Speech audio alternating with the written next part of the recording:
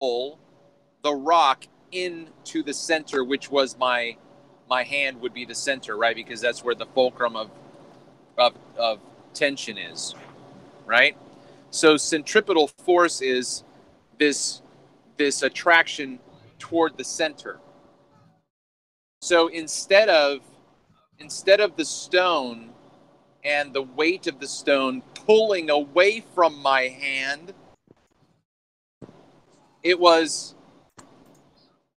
the string was acting almost like an agent wanting to pull the stone in. Is that can you picture that in your head? Yeah. Are you aware though that I'm pretty sure that the formula for centrifugal and centripetal forces is the same. Uh-huh. Yeah, when I first got into this, and I texted some guys that I thought were really smart. There's a guy who's PhD. He's got a PhD in math, and he's a pilot. So I was just like, "Hey, let's talk about this." He said there is no centrifugal force. It doesn't exist. I think you might be right, technically, you know. I know they tell us it exists, but I've heard other people say that are high up in physics, and I've heard them say that centripetal is nonsense.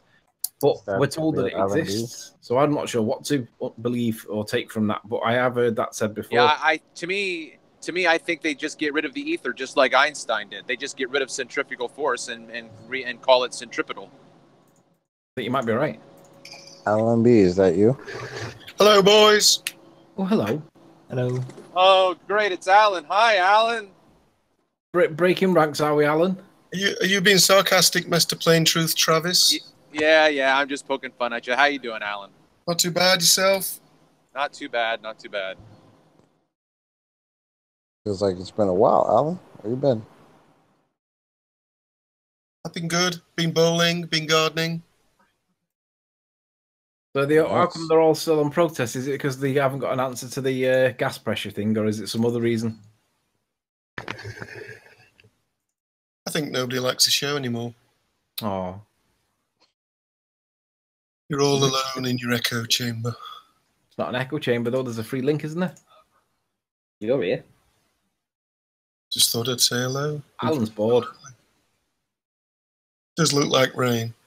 You got no one to play with, Alan. Did you feel bad for us? Is that why you came in to say hello? Did you think we're lonely? You've come up here with no drink. Can't a man just swing by and say hello? Yeah, sure. No problem, man. Awesome. It's cool. Hey, Ranty, are you gonna bring up, or are you gonna ignore Ruhif's challenge to you? Ruhif? Why? What's he done? Oh no, you haven't seen it? He's got a challenge out to you. Do what?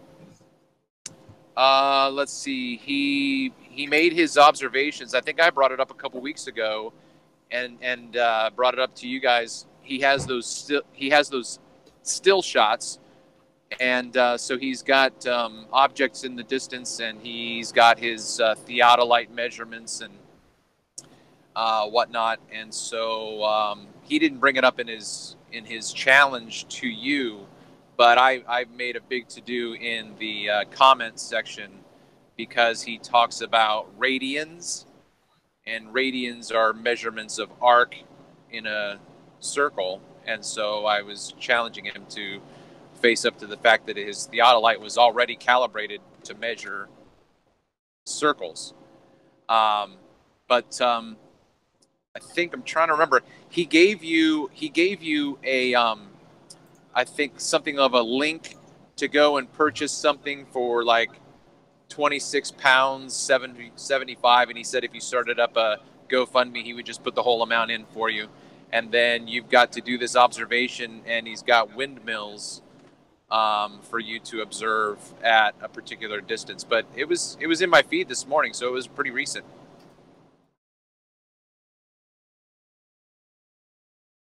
Right, I'll have a look. Yeah. Good to see. The other thing that I did notice was it's hard to validate his evidence, because he literally provides one image, and says, "Hey guys, I took this image from this location. There's my setup," but he doesn't actually show you taking the image. He doesn't do any video photography to show that it's like I do, where you can clearly see that what you're seeing. That's what it was. That's what it was. He wants you to make a prediction, like he predicted. Remember, he's got the prediction of what it would look like if the Earth was curved, what it would look like if the Earth was flat, and it just happened to match the curved Earth. So his challenge in his video to you was make a prediction and then let us know if your observation confirms or nullifies. Just get Just get back in touch with him and say, would it be a scientific prediction? If he's using words like nullifies, then we'd need to establish what kind of prediction. Is this a Nostradamus, Mystic Meg prediction? Or is this a scientific prediction? If it's a Mystic Meg prediction, just say, well, who cares? On the other hand, if it's a scientific prediction, just say, well, no worries, man. I can test a prediction. Just give me the hypothesis. Off you go, Ruhif.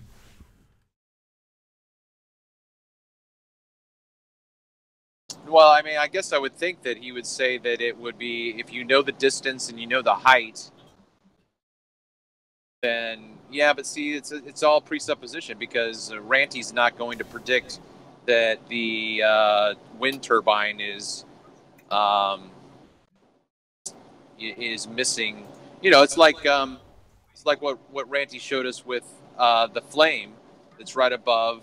You would have to have been able to predict that you would only see the flame at that distance, because you know the distance to that structure, and you know its height, so that if you couldn't predict the fact that 170 feet would be missing, then that would be due to the fact that, well, obviously you didn't account for the curve. So the curve is there, so that's why you only see that amount. See, that's where my whole issue is. I don't think that we can predict what the atmospheric distortion is going to obscure.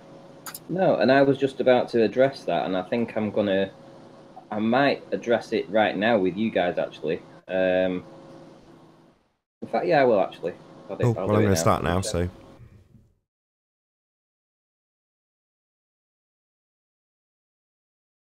Oh, what a day! What a lovely day!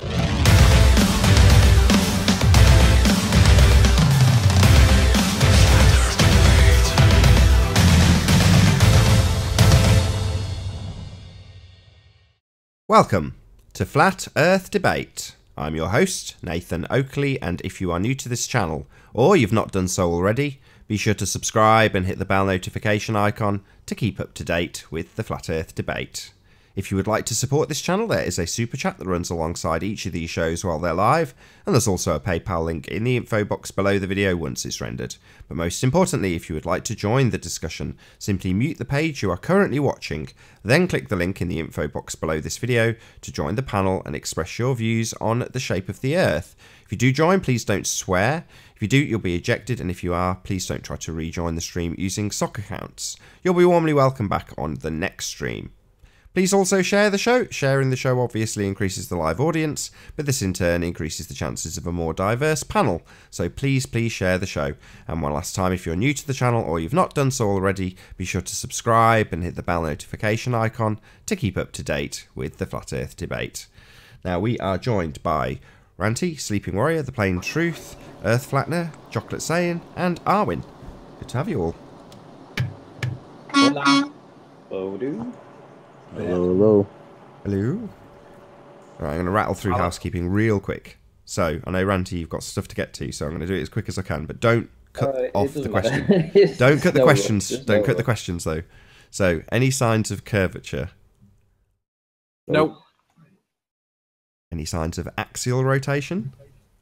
Nope. Nope. Any scientific evidence of gravity? Nope. No. Any evidence of a self-perpetuating molten iron core at the centre of a presupposed spherical Earth? No. Negative. Any verified measurements of the distance to the Sun? Nope. Nope. Right. Evidence of gas pressure without a container? No. Finally, the presupposition itself. Any evidence of R, Earth radius, gentlemen? Nope. Ooh. Right, excellent. Let's move straight over to you then, Ranty. I know you've been talking about a challenge that's been laid down by Ruhif, so maybe you can detail what that is if you understand it fully, and then tell us what you're... I don't understand it fully because I've literally just been told about it. Perhaps the plain truth, you could walk me through it again, exactly what it is? Basically, without the specific details, he's given you a geographical location and a set of windmills out in the water. He's also, I think, recommended to you a theodolite that you should use in your observations. But then he's asking you at the end to make a prediction of what you think you are going to see based on the fact that you know the distance, you know the height, and whatnot, which seems to be reminiscent of his earlier video that he made when he displayed his predictions of 2 different locations and was pretty much spot on, and says that his predictions are reflective that there is a curve. Oh, so he's saying his predictions are of curvature. So his cause is curve. In other words, the obstruction that he's seeing is caused by curvature, and he was able to predict that. Sounds kind of sciencey. So in science, you have something very similar. It's called a prediction, a scientific prediction. Now that's got another name. It's called a hypothesis, and it establishes, a bit like Ruhif's trying to establish, cause. So he's trying to find out the cause. His assertions is Earth curve, right? Well, in science, you can validate that with a scientific prediction. The cause, in your instance, being Earth curve. So, is it a scientific prediction that we're making here, Ruhif, or is it a Nostradamus prediction? A Mystic Meg prediction? You can have a little look at the lines on someone's hand and then make an extrapolation from that? Or is it scientific? I'm sure Ruhif will let us know. I have an issue with the video that I watched Ruhif do. I'm not going to play it, but I will pause it on the image that he's presented. Have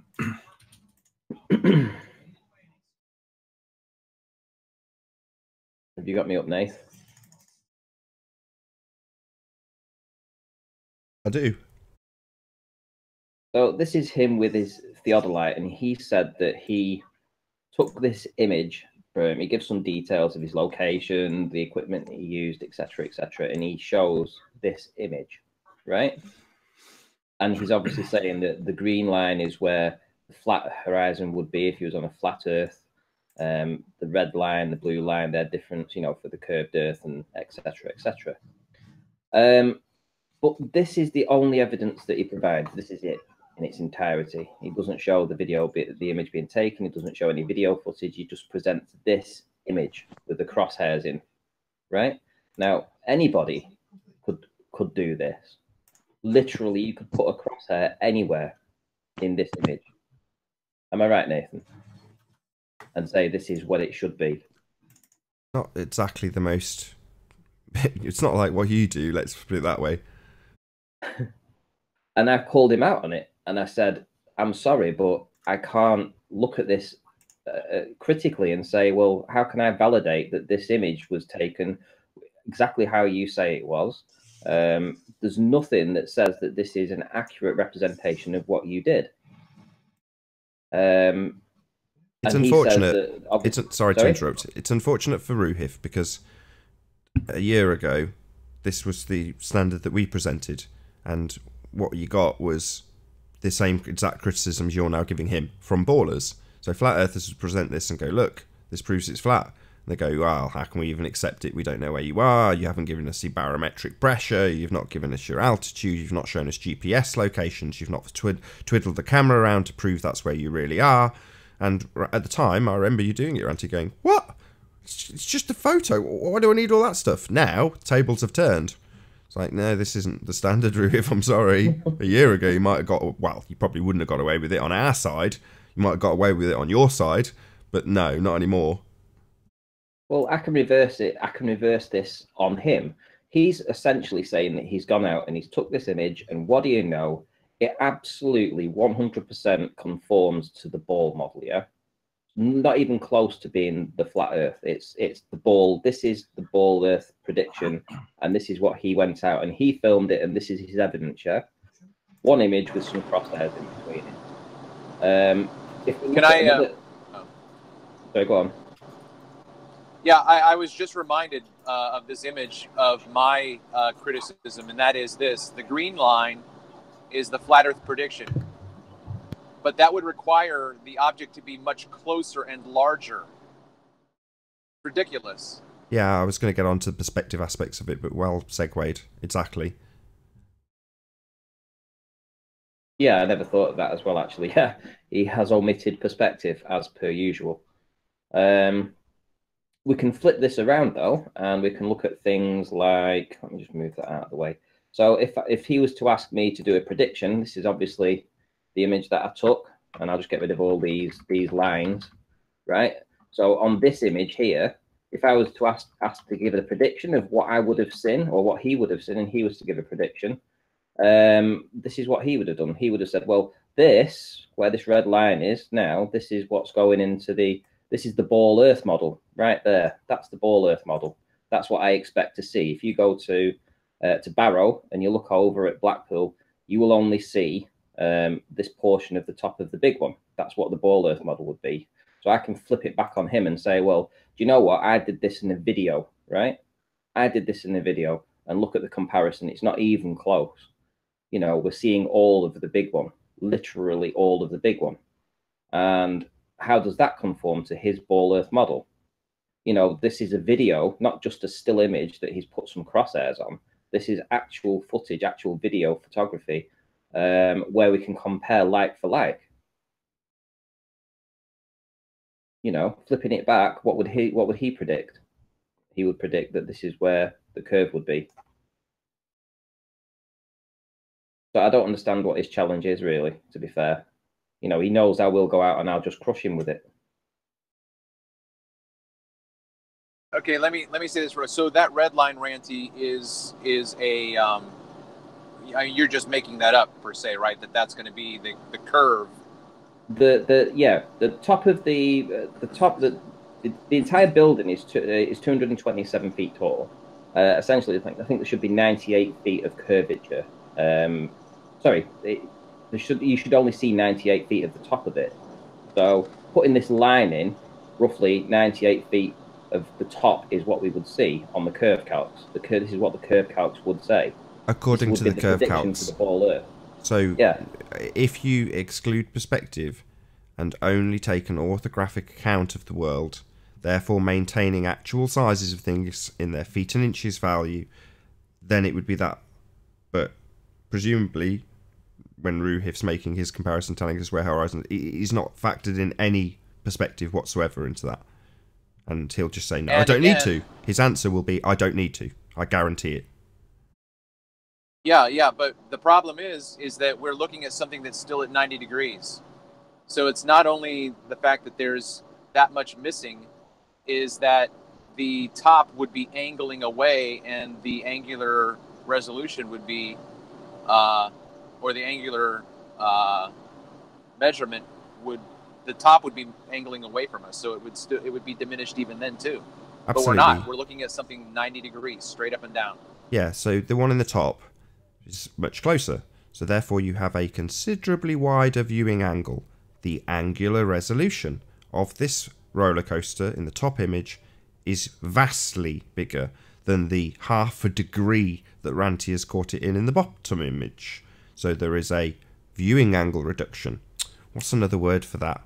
Oh, perspective. That would be it. That's not accounted for when they beg the question. When they just assume that they're on a sphere with the curve calculator. Clue is in the title, people. It begs the question. It just assumes you're on a curve to begin with. It's useless. Begging the question fallacy. Perspective omitting curve calc. Anyway, it doesn't account for viewing angle. It doesn't account for perspective.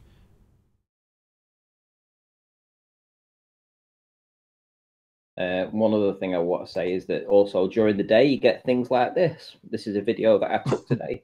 We get this doubling back underneath. You can see it mirroring down on itself. Let me just get it so that we can see.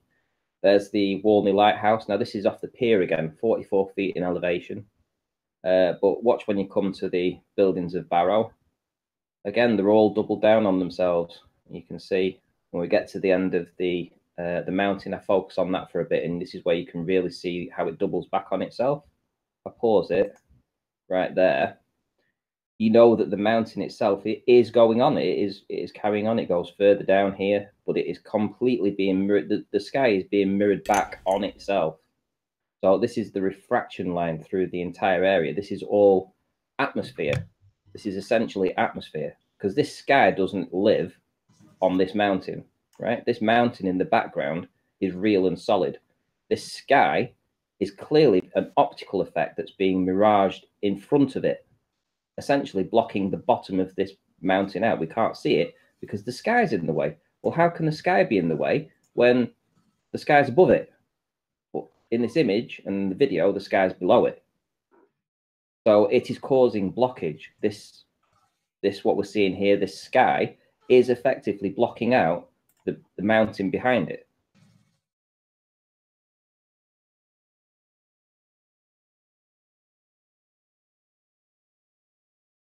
Or you've got one major cliff. Yeah. There's been a load of erosion. So, you know, I mean, you can't have the sky. How can you have the sky in front of the mountain? The mountain is behind, you know, what you've seen how many times I've gone down and filmed this mountain, right? We see it trails off, and it's actually got land that goes all the way across. Now, I'm at a 44-foot elevation here. I've filmed it from an inch, right? And I've seen it all. Now we're at 44 feet, and look at the blockage. Just different atmosphere, different weather conditions. And this mountain and this land that does go along here is completely blocked off by the miraging sky that's being miraged in the atmosphere. So anything that would be on this mountain, where my cursor is now, anything along this line, right, would be blocked out by the sky being miraged down on it. And in this case, or when you come over here, it's actually the mountain that's being miraged back down on itself. And that's where when we go further back, we look at the buildings, and the buildings are being miraged back down on themselves. That's why I've got this doubling effect here. So we wouldn't see the bottom of it because it's the atmosphere that's creating this miraging effect. Coupled with Aries diffraction, a limitation of the viewing angle, which would be pretty consistent. But I think in this instance, yeah, you're right. Because we had this conversation a couple of days ago, and I was like, stop calling it atmospherics. It's Aries diffraction that we're looking at. But lo and behold, you go out and pick one that's going to be that's going to piss all over my bonfire. Well done, Ranty. You got your way in the end. But yeah, Aries diffraction is still part and parcel of what's going on here. You do have a narrowing of the viewing angle down to nothing. So that will always be the case. The other thing to point out is there is already a challenge on the table. So before Ruif challenges Ranty to do something, when he's already done something and there already is something on the table, perhaps Ruif should come back with the answer to Ranty for why it is we can see the streetlights from 20 miles away if the Pontchartrain nonsense video that shows that we're supposed to be curved is true. Because Ranty should validate that, and he didn't. He failed to validate the Pontchartrain observation. So why is that? Well, here's something that's interesting. Now, the Plain Truth asked before, he said when he saw the flames of that thing in the distance, the complex in the distance, right? He said, how come we don't see the bottom of it? Yeah, but we see the flames. Well, if you look at this and you predict, okay, anything that's below this, you're not going to see it because it's being blocked by the atmosphere. But the flames, so essentially the flames that are like 200 feet tall, start at 200 feet or essentially that height, you can see them because they're above the refraction zone. So it's not being miraged down on itself. So anything that's in that zone is going to be hidden, the same as the complex. I might show you that video. You have it. Diffraction zone. So it's the same here. So when we look at this image, I'm just going to pause it there. And you can see the flames, but can you also see the sky underneath it? It's exactly the same. The sky underneath it is the blockage. It's the atmosphere that's blocking out that complex. Forget the fact that we shouldn't even see the flames anyway, because they should be long gone behind the curve calcs, right? The actual blockage is the atmosphere, the narrowing of the angle that's causing this mirage in this mirroring layer to repeat the sky, essentially blocking out that entire oil rig. The same as the mountain. It's exactly the same as the mountain. Hey, Apollo. Hey. So that's what I just wanted to show you anyway.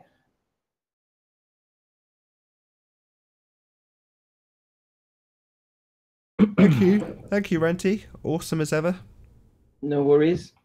Well, I'm just trying to understand the optics. You know, I'm just trying to understand the optics of over water, and I think all the footage that I've been doing, we are getting there eventually. We're slowly understanding it.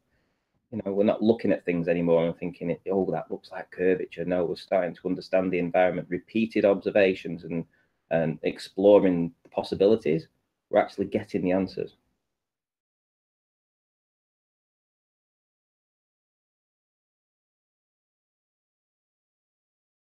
What can we do for you, Apollo?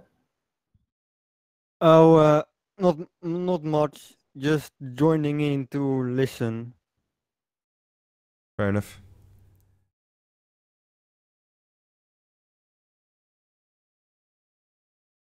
What was the main topic of this show so far? Scientific predictions. Yeah, apparently. Predictions as opposed to model-based Mystic Meg predictions. Crystal Ball predictions. Well, it's probably no wonder that I've seen this. He only put this challenge out 13 hours ago, so I'll probably get around to watching it and see what he's got in store. But I don't really think I need to jump to his tune. He should be starting to jump to my tune, really. Well, you've gone out, you've put the graft in, and you've got plenty of observations that are, you know, for us as flat earthers, you go, there's the building, there's the boat, there's this, there's that, and you don't have to do anything else. Whereas for them, there's a whole load of work needs doing, right, to affirm their ball religion. So why aren't they doing it? They're just going to move past the ones that don't work on their ball. And that leads you to the next natural logical question. Why does Occam's razor not apply?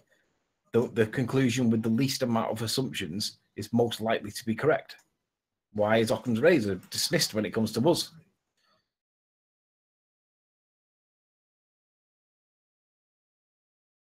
Do you want to see where that concert was held today? Guys not want a couple of days ago. the curve calcs to be brought up anymore. Almost like they don't use them anymore. They don't. Hello? Yeah, they don't want to use them no more because they've been obliterated. Because you've only got to peel back. Oh, we got up there, Auntie. You've only got to peel back the onion a couple of layers and you realise that it's missing some pretty crucial elements that we experience in life. I.e., it's not a perspective view, it's an orthographic view. Maintaining actual sizes of stuff. So, you know, you've got the Wiggles reaction, which is what it'll be dubbed from now on. You know, put up the curve calcs right on the day that we were exposing this to the audience. And he's got the calcs on screen, and I think it was Anthony who's like, where's perspective accounted for in this? And within a heartbeat, the maths are off the screen. Whooshum, gone. And then he wouldn't literally, even when demanded, he wouldn't bring it back up on screen. But prior to that, he was telling us how he'd done all his calculations and how it supports the blah, blah, blah. Yeah, what about perspective? Removed. Yeah, I'm just showing you where they had the concert in front of the tower that I filmed from Barrow. So you've obviously got the seawall here.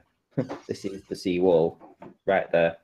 And this is the concert lights, those lights that were flashing, that was making the patterns in the distance. That's what we were capturing. I've never seen a stage like that before. That's a weird stage. It is. It is. Looks like a giant windbreak. You're pegging to the beach. Well, I think they put all these up, obviously for the occasion. You know, when over the next couple of days, they'll take all these down, all these windbreaks. You'll still be left with these structures. They're there all the time, but the actual fabric was obviously put up to keep the the people that are performing from getting blown away, because quite often you can get really bad winds around here. Oh, okay. So it's temporary then. I thought the whole thing was put up for the concert, but okay. So the structures that are there, those bent concrete lampposts, they'll stay. Permanent fixture. Yeah, and these lights that are on it, all these lights, these 6 lights on each one, they were the ones that were flashing. That we're seeing, and there's the water. Obviously, there's the seawall, and this is right outside of Blackpool Tower. So I went along to actually get a measurement above sea level of a 2-meter tide as to what these lights would have been at when I filmed them from, I think it was 16.7 miles away or in that region. And it was 56 feet. That's the height that I got. So when I actually caught the concert, these lights that were flashing, 56 feet above sea level. And one thing you have to remember is that anything beneath that you wouldn't have seen anyway, because just beneath that you've just got the sea wall, the sand, and the sea, and that wouldn't have lit up. There was no lights on there. So everything that should have been seen, all the flashing lights, all the illuminations, Blackpool Tower, everything was exactly how you'd have expected to have seen it across a flat plain. These lights, 56 feet above sea level. I think the curve calcs are 128 feet, so I believe. So they've got quite a lot of missing curve to find there. Yeah, I'll stress it again. So those feet and inches measurements are actual sizes, and we don't see things in their actual size. The angular resolution is what should be accounted for. It's ignored. But obviously, the angular size of things decreases the further you get away from it. This is me just getting the tape measure off, and I actually throw it off I throw the tape measure down. There we go.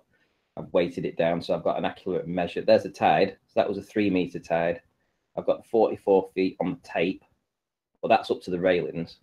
And I know that where my feet are the height of where the bandstand was.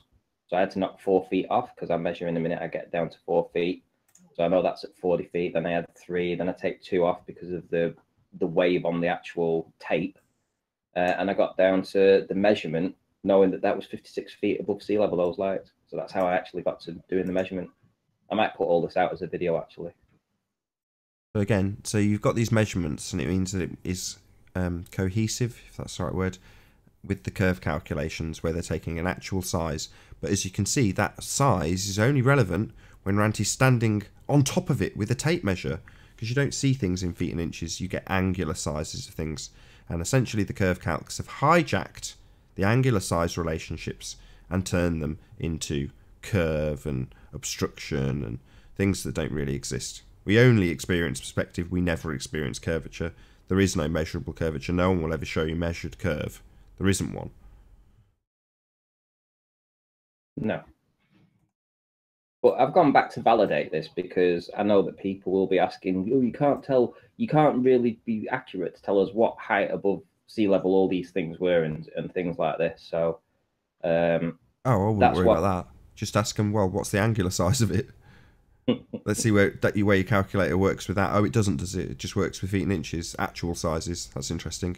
Why would it do that? That's not real world. That's not how we see things. Oh, right, because it manages to substitute curve for the thing I'm asking where it is. I.e., why isn't there any perspective calculations being done? Why isn't it accounting for angular size? That's how you see things at distance. You don't see their feet and inches size. That's nonsense. So yeah, ask them to show you where the angular size is in their calculation. When they say it's not there, just say, yeah, that's because it's really just doing angular size. It's called it curve calcs. Hey, Jose. Good morning. Morning, it's me. No way, Jose. Hola, ¿qué tal? Hola, hola. Muy bien, thank you. Continue, guys. Sorry to interrupt. So yeah, I mean, like, this is just going back and validating, obviously, the work that's been done. So, you know, if anyone wants any measurements to know the heights of anything, they can watch the video, they can make their own minds up. If they look at the concert, when I'm actually filming at the concert and I actually point out this is the concert, the GPS is in there, everything like that, and you know that the height of those lights was 56 feet above sea level, actual sea level at the time when I was filming it. And that's why I went back today to get all this information for you. There's the seawall. There's the lights. There's the steps running down. There's the beach right at the bottom. Much smaller than I thought. When you see it across the way, when you showed it, it's obviously, I'm not from this area. I've been to Blackpool, don't get me wrong, but you know, I've got no concept of what this stuff's going to look like. And now you see it close up. It's like, I thought the stage was massive based on how it presented itself in relation to the tower and all the roller coaster and such. But it's not, is it? It's really little. Yeah. Just flashing lights, I suppose, isn't it? The flashing lights make it seem big because it's like big flashing lights. Yeah, it made a nice picture though on the video, you have to admit. It's a wicked video, Ranty. You must be very proud. I didn't expect not to get it. I mean, that's the thing. I mean, I went last year for the opening of the Illuminations again, and I saw essentially the same stuff. I actually saw the mirror ball, which is much further away than this, and much lower. So, you know, I mean, yeah, I mean, I didn't not go and expect not to see anything. If I'd have gone during the day, now I have been in during the day, and we get that miraging effect like I showed you before on the mountain where it doubles back on itself. So Blackpool Tower, for instance, the ballroom at the bottom was all miraged and doubled down on itself. You couldn't really make anything out. Well, if I'd tried to film the concert then, well, that mirage zone was exactly in the area where those lights were. So they would have just been drowned out with this atmospherics, this crazy refraction that goes on during the day. Nighttime, when everything's settled down and everything's much calmer, you know, you get to see these things much clearer because you haven't got that to contend quite as much with that atmospherics. Quick shout out to Big Al in the chat. Haven't seen you for a while. So, right, that's that.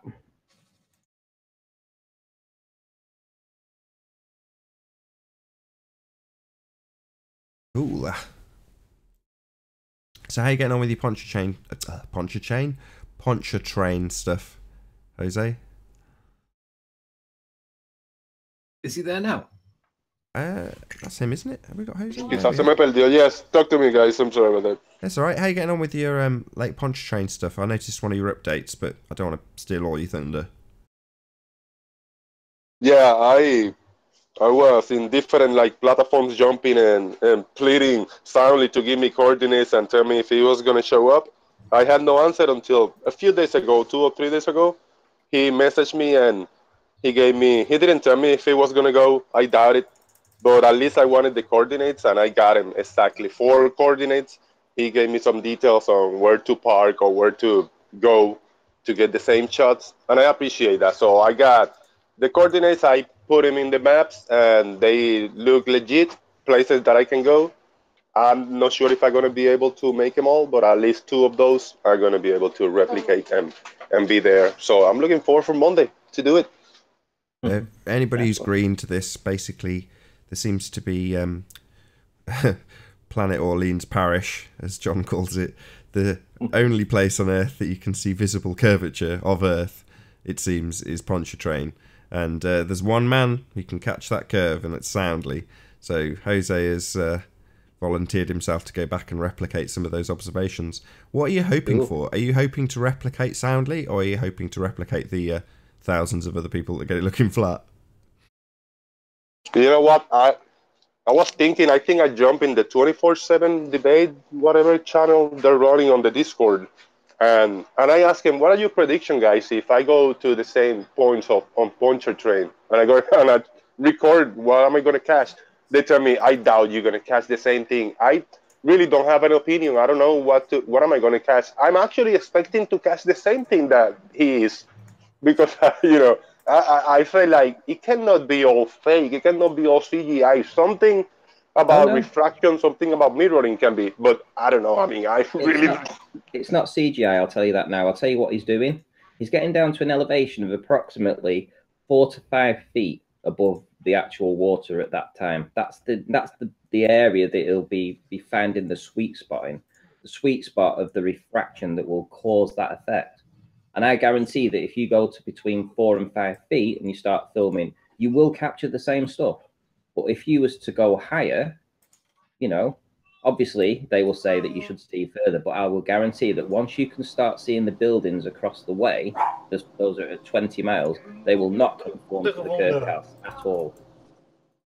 Well, isn't that not where he was? I thought that he was somewhere between 30 and 50 feet high.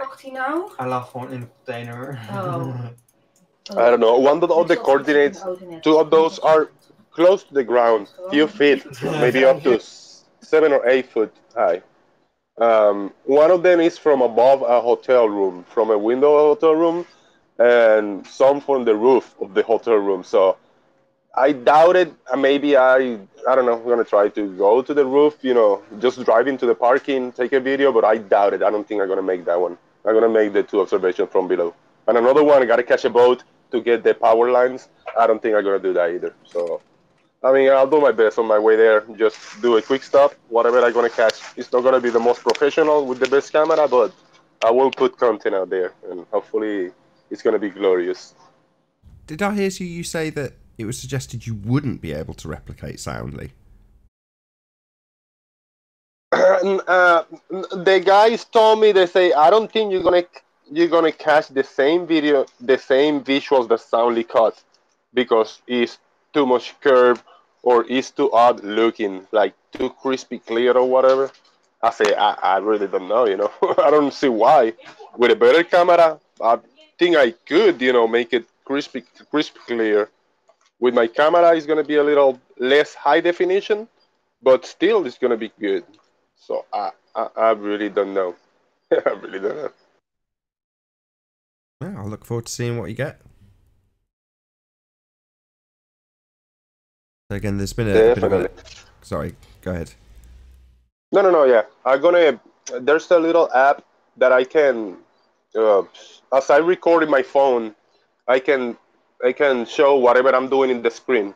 So I'm gonna record when I'm in the location, setting up the camera, and pop the little weather app to show all the weather conditions and show the map coordinates, show as much information as I can, because it's gonna be a one shot and I won't want to miss any details, you know, just in case something happens either way. Really good, you know, good evidence for either side. So I just want to have it documented the best I can, and I'm planning on going back in the next month or 2. So it's not gonna be a one-time thing. Just don't want to miss this first chance. It's exciting, as crazy as that sounds.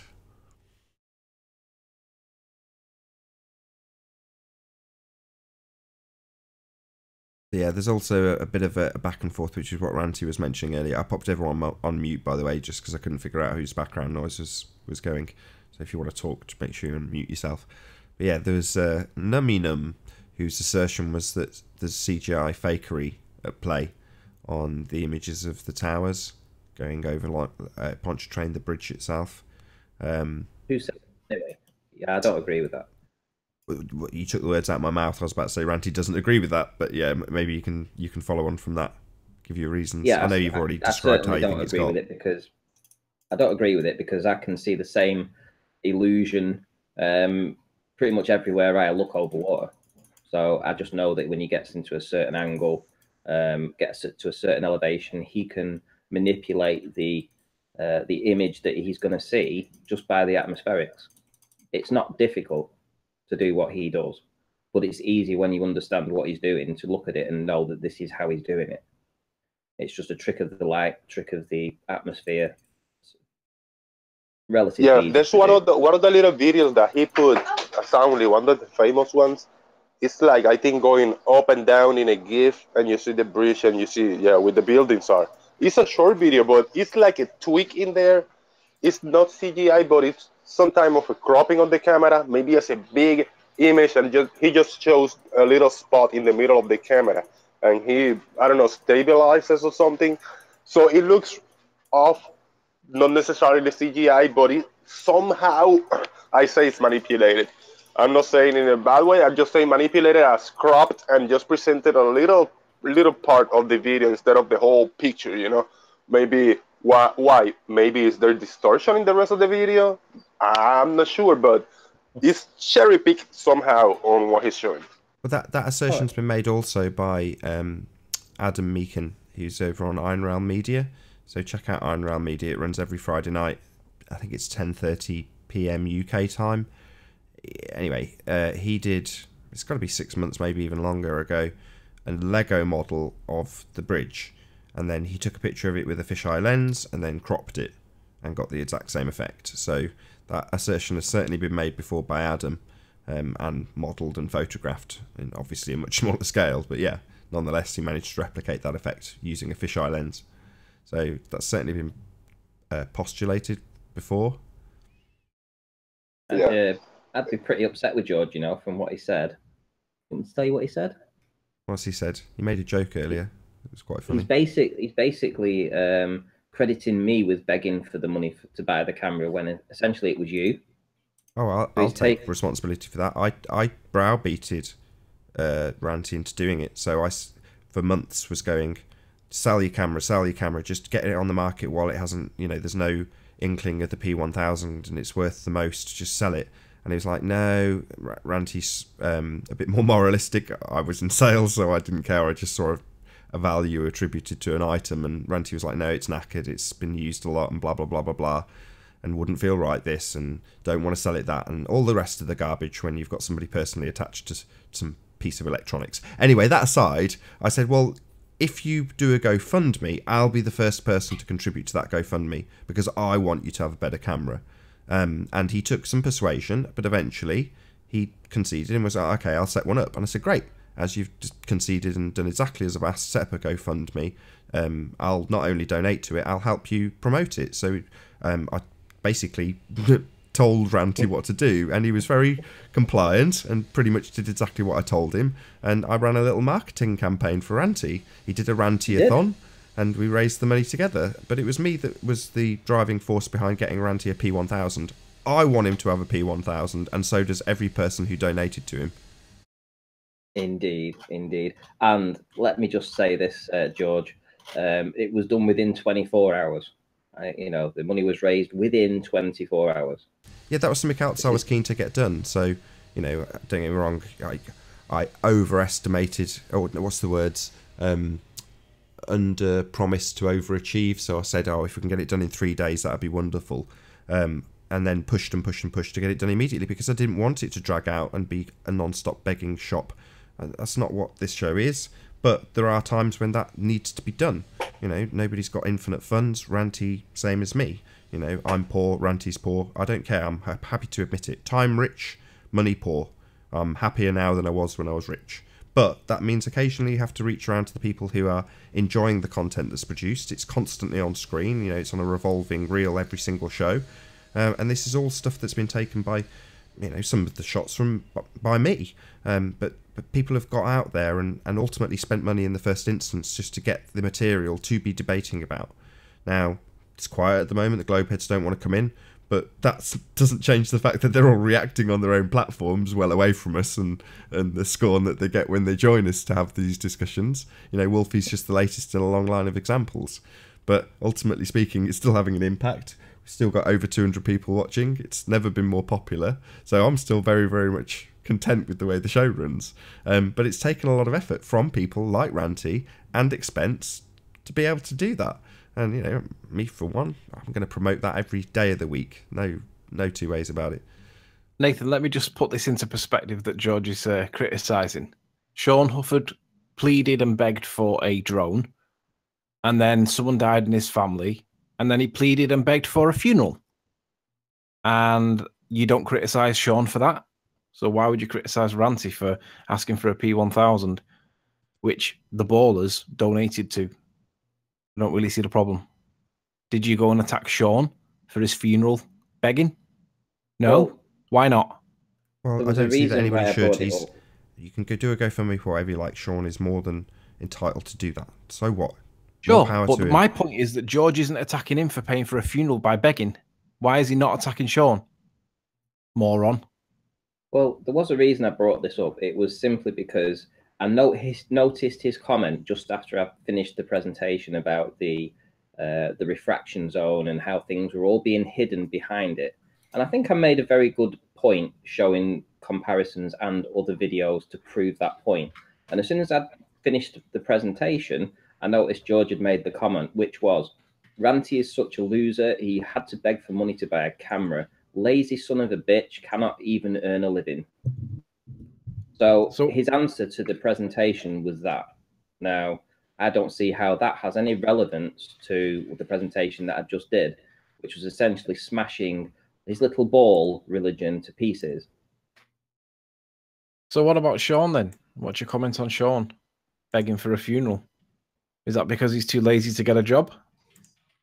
Or is it a different set of rules when it's ballers?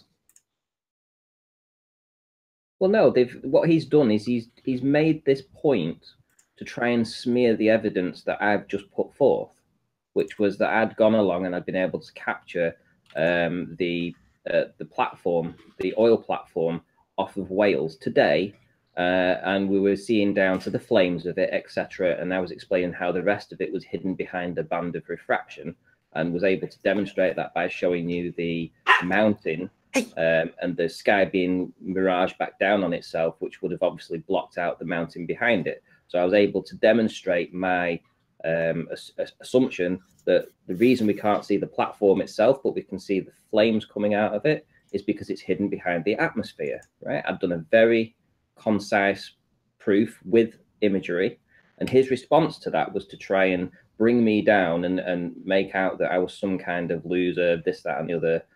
And I just wanted to point it out because essentially this is all they've got is ad homs. They don't have any answers for the presentation. The presentation was very clear. It was very, methodical with what I did. And his answer was to try and say that I'm a lazy son of a bitch, can't earn a living, and has to beg for a camera. Right? So this is the level that we're talking about when we're talking to these ballers, these trolls. This is what they do. They cannot find answers for the stuff that we have, the questions. Proof of R, proof of a pressurized container next to a vacuum of space. All this kind of stuff, they don't have an answer for it. Instead, they just do ad homs and fill up the chat with spurious rubbish. And I want to point it out that no, I'm not a loser. I'm not a lazy son of a bitch. I work hard for Flat Earth, and I do actually have a job too. Anyway, that's that. Yeah, lots of straw men. And just ad hom, general bigotry, I suppose. They've nothing left. There's nothing left. They have nothing left to offer. I've been spamming the evidence for all of the housekeeping points. Been spamming the chat with my e-begging while you've been saying all this, by the way. Smash that PayPal link. Actually, smash my subscribe link. I'm nearly at 1,000 subscribers now, so I'm I think at 958. So I've only got 42 to go. So if anybody hasn't subscribed, I'm gonna say hi in chat, and if you get the chance, come over to my channel and subscribe if you can. There we go. There's a plug. What I'm going to do shortly is kind of do a soft close to the show. Yeah. Yeah. Yeah. What's going on? So yeah, we've had a lot of technical issues in the last 2 or 3 shows. So what I'm going to do is kind of almost do a pretend round out of the show and then ask Anthony to join me on Skype and see if I can force the error. So with that, although this won't technically be the proper end, but it's so that there is an ending in case it all crashes and goes wrong. With that, I'm going to say first and foremost a huge, massive, enormous thank you to all of the live audience for tuning in and hopefully sharing this debate. And of course, a massive thank you to all of the debating panel for making this debate possible. I think that's probably all I'm going to get without lots of screaming. Maybe not, maybe not. If you hated the show, then you know exactly what to do. But if you like the show, maybe consider sharing it with a friend or subscribing if you've not done so already. I've been Nathan Oakley, and I'll see you all in the next video. Oh, what a day! What a lovely day!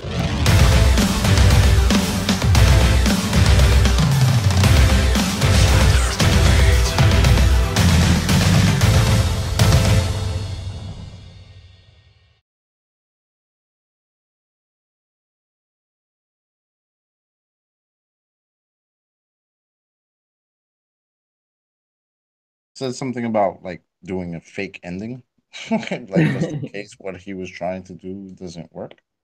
Right, so the show's still live. I've not done anything. I've not ended the show. I've not ended the recording. Just saying. Sorry about all the screaming. Yeah, so it just means that if the show does go horribly wrong, at least I've got an ending to the show. But yeah, Anthony, if you can hear me, can you join on Skype? And I'm going to see if I can force the show to crash. Does that make sense? Try getting Ranty to do it because I'm just doing something. You there, Ranty? You just call on. If you can just drop from the Hangout and call on Skype. Right. Okay. Shout out to MIDI HC for the super chat. Thank you very much. Conducting an experiment, are we?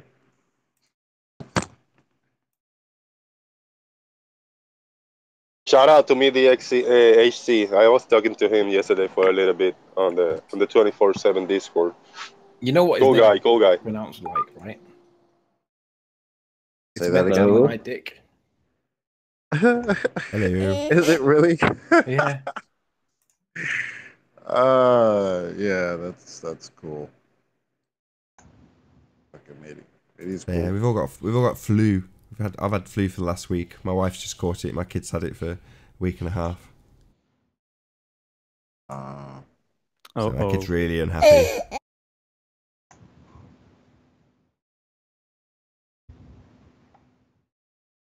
Hello. Hey. Let's see how long it lasts before it kicks. So we're trying to force the show to crash.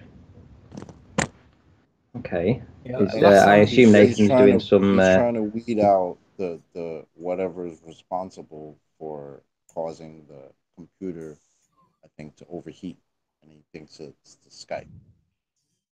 He's conducting an experiment to see if it's the Skype that's actually doing it, if it's the cause. Yeah, I'm just waiting for my kid to stop screaming so I can get you to do a few things. If you can screen share What's something. the independent variable?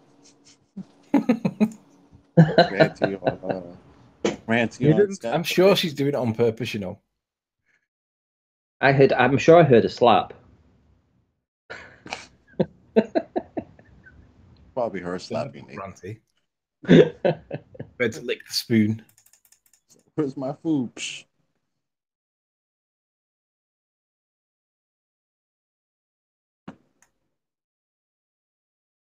Didn't the United States government crash the show yesterday? Or before? The United States do what? The United States government. Didn't they crash the show? When? Yesterday? Oh, poor George thinks that I can't take any criticism. This is what he thinks. Anthony, do you have an answer for that? Do you think he thinks that I don't have, water off a duck's back kind of thing? You are a big baby at times. Yeah, but does he actually think that this really affects me?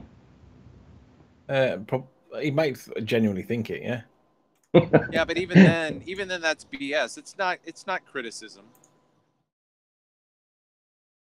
Yeah, you know what I mean? It is bullshit. It's not authentic, constructive feedback. It's just whining and attacking you as a person. Because he doesn't understand Coriolis. He doesn't even know what year it is, so... Net Nuke can't Coriolis, huh? Yeah, he thinks that there's 3 frames of reference and he doesn't understand why on their model there's supposed to be actually 2.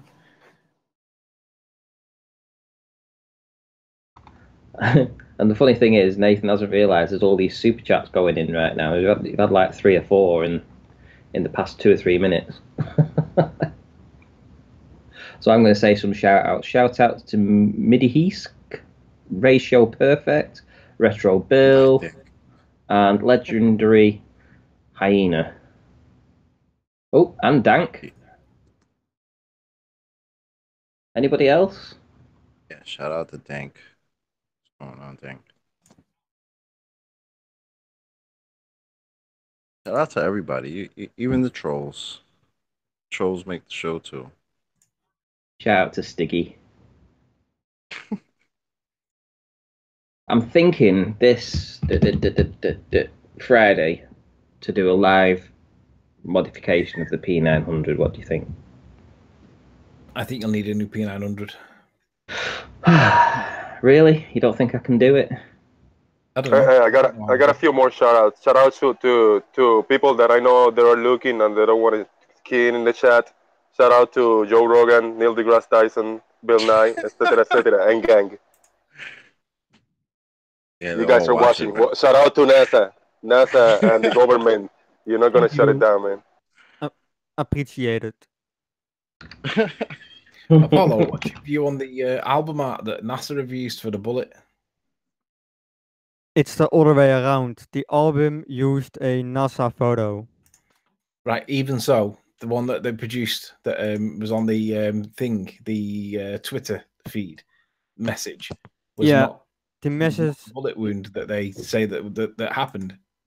The message was from this ex-astronaut, right? It was incorrect. I don't think it was him. It's a pretty bad mistake, huh? Well, he's put a picture up of what he claims was a meteorite hole in the ISS, which turns out to be the album art on some album, which apparently originated from NASA originally. But in any event, it's not referencing the thing that actually happened. It's referencing something that happened years ago. Yes. Well, isn't that just because they couldn't get an actual picture, so they did what they could and said, "Oh, this is probably pretty close." Well, it wasn't NASA that made the Twitter. It was an ex-astronaut. I don't think it was a NASA message. Yeah, but it's still the same idea. He's like, "Yeah, this is probably what it looks like." Yeah, close maybe. enough. Shout out to Rob Wiggles for the super chat. Last shout out I'm gonna make over here is to the source of it all, Aristarchus. Shout out to Aristarchus over there, somewhere, everywhere. Hey, can I just say though, if we noticed that since Nathan's not said a single word, we've had all these donations. Since I've taken the helm, he's gone quiet. We got all these donations coming in. I'm gonna attempt to thank you. See if I can do it between screams. Thank you very much for all the super chats. Really appreciate it. You know, you had 6 super chats. And look at that. He's not even screaming at anybody. That's a nice change. Oof.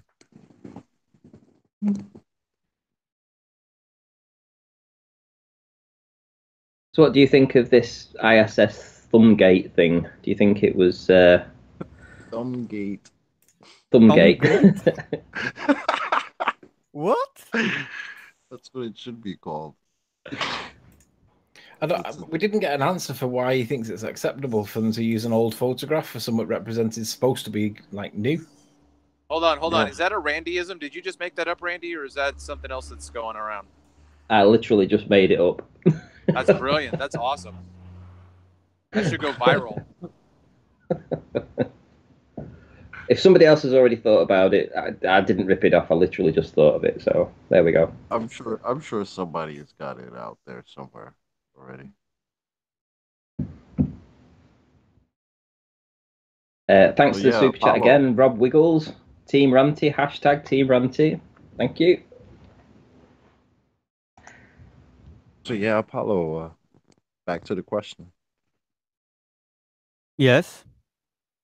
What did you think about them using the wrong picture or a different picture to represent what happened the other day? Well, it wasn't NASA that used it. It was Chris Hadfield. No, you're missing the point. Chris Hadfield tweeted it, but it's referencing an album art which was originally NASA's artwork from wherever it came from originally. But they're passing something off that's already archaic in terms of NASA. It's not the representation of the actual thing that he let everybody think it was. Yes. Well, I don't know I don't know him. You know, I guess you should ask him why he used a picture that wasn't from the International Space Station. I would love to ask him. That's a problem, though, don't you think? I guess. You guess? Yeah, with so much questioning of all the NASA pictures and videos, why they don't put a little disclaimer like this photo is just artistic, whatever, just a representation of how it looks You like, but you keep you guys keep saying them, but it is just Chris Hadfield who said it. Not he didn't say NASA said this or he didn't retweet a NASA post. It was I don't really just see. Hang on a minute. He's referencing an old document. He's supposed to be reporting on the damage that was reported by or caused to the ISS by a meteorite. Well, I don't see how isn't you he, can defend that when he's using isn't the wrong he an astronaut? And he doesn't make a qualification and say this is something that it could look like. Yeah. Yeah, but he's an astronaut, right? So he's a representative of NASA. I don't think he's an astronaut anymore. Well, actually, yeah, he is. He's a Canadian astronaut. I don't know if that would really matter though. Even if you're an ex-astronaut, you're still an astronaut. You're still associated with that agency. I don't think they would allow people to just, uh, you know, post whatever they want without some type of regulation. Like So, Buzz is an ex-astronaut. I mean, he's an astronaut, but he's not doing it anymore. So that would make him an ex-astronaut. But he can't just come out and say whatever he wants. Well, let's just forget the image for and a when minute. he does, Let's look just what think happens. of the idea of a 2 millimeter hole in the ISS. Let's just think of that and what it would do. Well, Never mind what they say it might do. Think about it. What would it do? Vacuum of space, pressurized Pop a balloon. It's container. like popping a balloon. That's what it would do. I think it literally would pop it like a balloon. I don't think there's any way that it would stand having a hole like that. I just don't think that's possible. Then again, I've never been in a vacuum space, so I don't know. Are we still live or are we offline? No, still live. So his Right, you've computer's got a not question crashed. from George in the chat, Anthony. How many frames of reference are there if you roll a ball on the floor of a moving train? How many frames if you throw George, the you don't ball in the air? understand Coriolis. That's the bottom line. Doesn't matter anything else. Anything else is a distraction. If you say there's 3 reference frames, you don't understand Coriolis. It's that simple.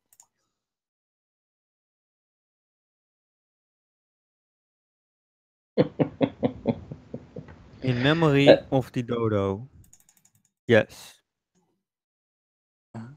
Terror beards were awesome. The cassowary is still pretty big, so does it count as a terror beard? Cassowary. Yes. Paulo, can I ask a question? No. Yeah, of course, man. Thank you. Being that you believe that the ISS is a real space station with people in it, do you find it a little funny that this is like the first time we're hearing there's some type of problem on the ISS after it's been up there for 20 years or so, maybe 21 or something like that, that it's been up there and never had a serious major problem? This is the first time a meteorite has hit that thing up there. Do you buy any of that? There have been small problems before, and there had to be spacewalks to fix it.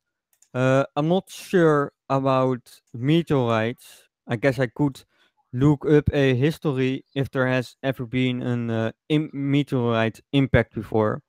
I didn't search up on all problems that ever happened on the International Space Station. I mean, it's quite possible there might have been one, but I figure, us as a bunch of flat earthers doing research, we would have found that out at some point if that had happened. Now, I haven't heard it.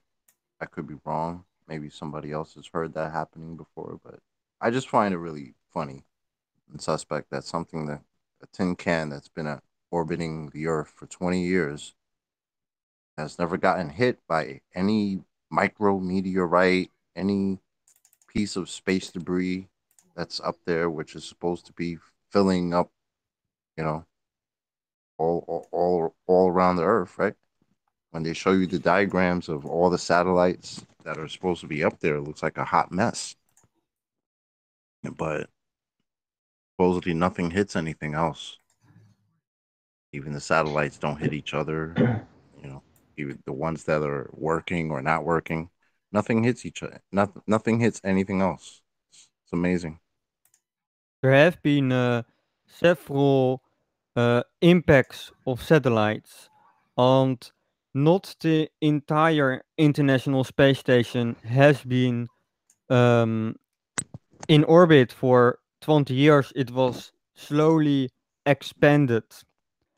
Yeah, they built some of it, and then they continue to add more, right? Something Yes. like that.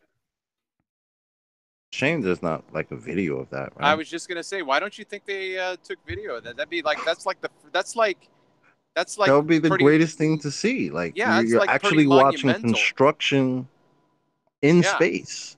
Yeah. Why? That's like going Journey to the Center of the Earth, and they're like, yeah, we didn't take any footage. Right. I have seen several videos and photos where two modules were connected together, aka construction. Yeah, I've seen several videos and photos of it. Of what, the ISS? Of it being constructed. Yes. Really? Yeah. Have you got any that you can show Is us that- now? Yeah, do you have any documentation, like dates and altitudes and persons involved? It was a while ago. I don't have anything ready. Typical. Was it just something that you had easy access to on online? Yeah, but I don't have anything set up right now. So maybe if I have a free day, I will set up Yeah, that'd be a interesting. Sure. presentation. Yeah. Yeah, I want to see that. That would be neat. But it's only still shots? No, I also saw video. But okay. I mean, I would hope there would be a video, because I mean, as human beings, we videotape everything.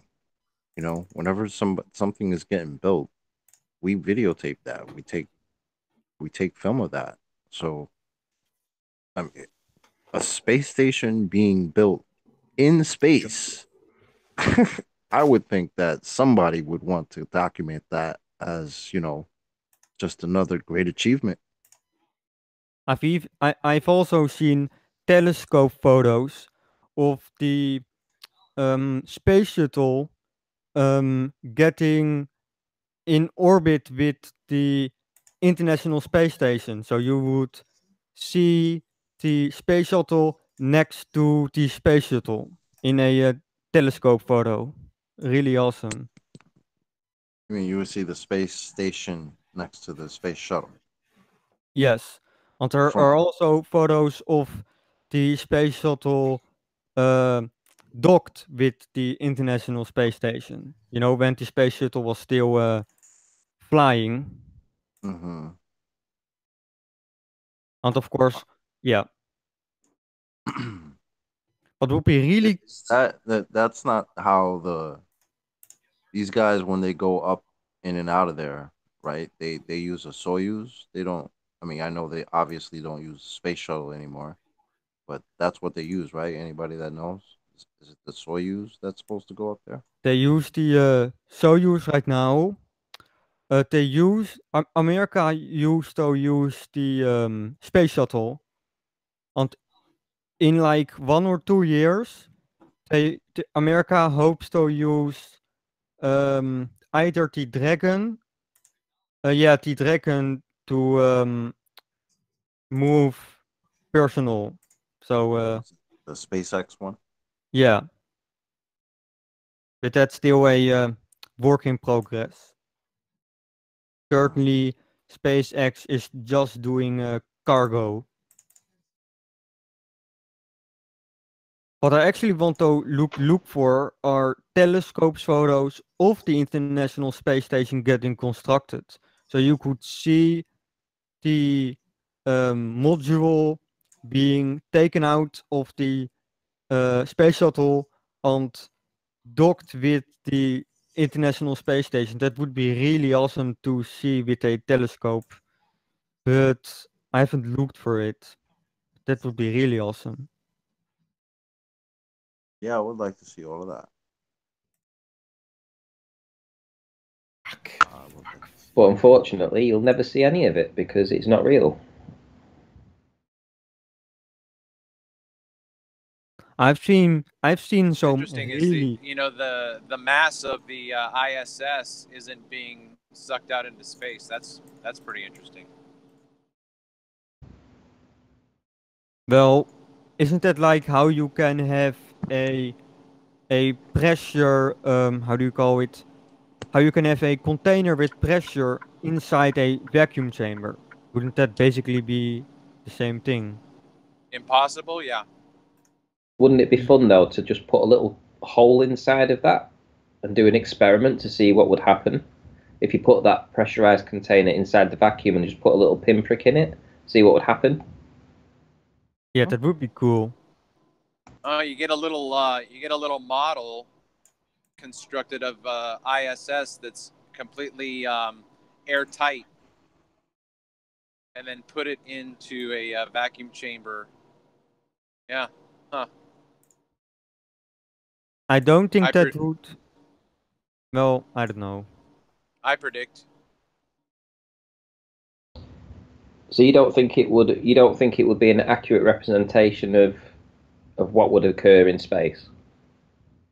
I'm no expert on vacuums on structural integrity, but I don't think, depending on the size, let's say you have several. I guess you could take several tubes and weld them together, and you know.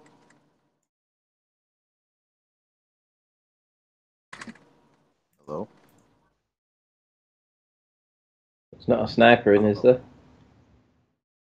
I don't know. Somebody did just come in or left.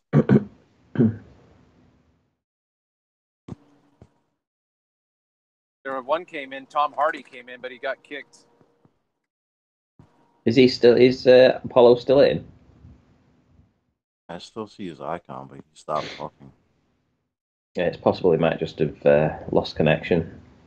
No, Jose just left. I think Tom Hardy came in and left, and I think he's in there somehow. That's Jose. That's me. Did you get kicked? No. He's still in there because he's not in Skype.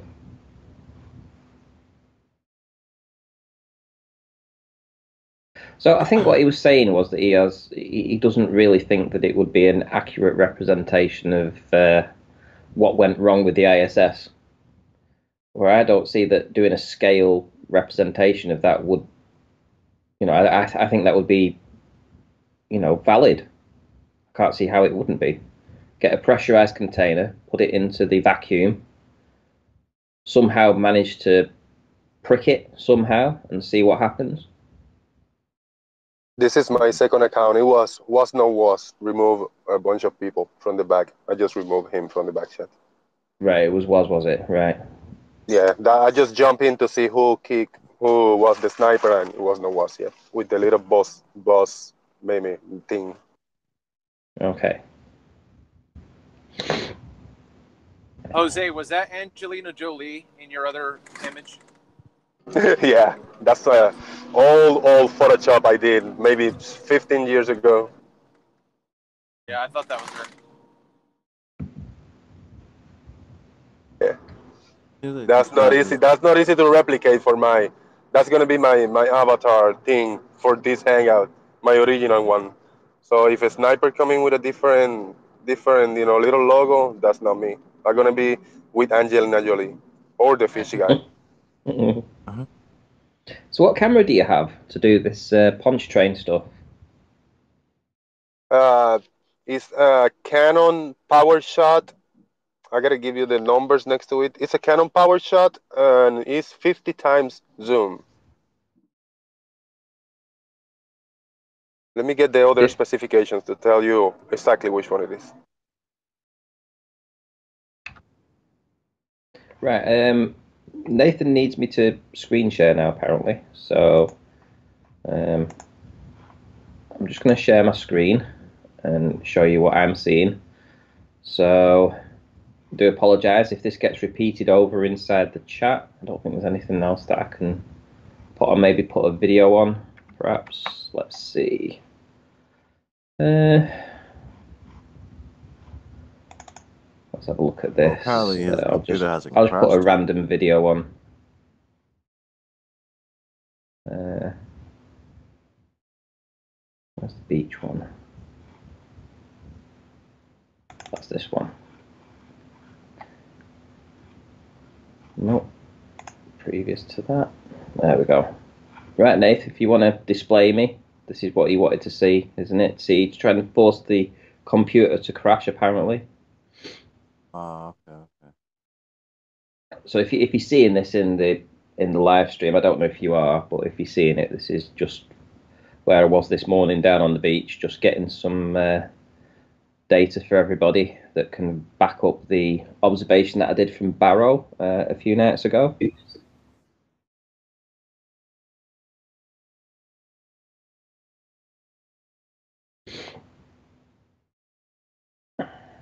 Sorry, what camera was it you had, Jose? Sorry.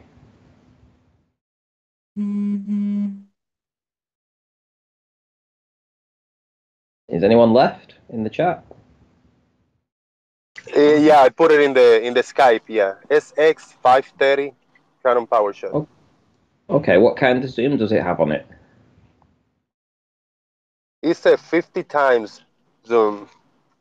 Well, that's pretty good. I don't think you'll need much more than that for a 20-mile observation. Yeah, it's pretty good. I mean, from one of my other videos, there's like a tower in a building. Those are 14 miles away, behind the bridge and everything, and I can see them clear, you know, big time. And there's a lot of stuff in between. Just that one building sticking out and the tower, I can see it really clear, yeah, behind everything. So, yeah, I think I'll be all right. And what do you say you're going to do? How many observations are you going to make? Over there by the poncho train, I'm not sure until I get there. Definitely two different spots standing down. So I'm going to set my tripod and let it run for a few minutes, you know, to see it move around or whatever. And then I don't know if I'm going to go across the bridge, so to maybe videotape across the bridge as I'm going. I'm not sure until I get there.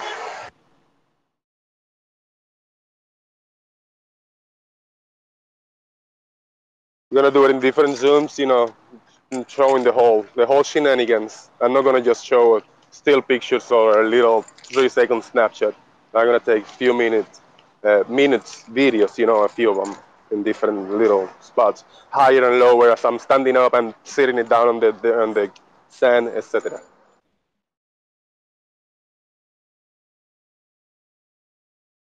Do you get Carling over there to drink? This is a Carling can that's just been left on the beach. I was just doing some random filming and, you know, thought I'd just show just the littering that goes on around here. We had a can of Stella that was folded over there. We had a barbecue, portable barbecue. You know, people nowadays, they just don't give a shit, do they? Is this being displayed on YouTube? Yeah, there's no respect for, you know, leaving trash back behind, you know. Guys, is this showing on YouTube now? Am I displaying or? It was showing before, I think. Yeah, this promenade's being broadcast on YouTube. Right, okay, so everything that I'm showing now is being shown to the audience, yeah? Yep. Okay, cool.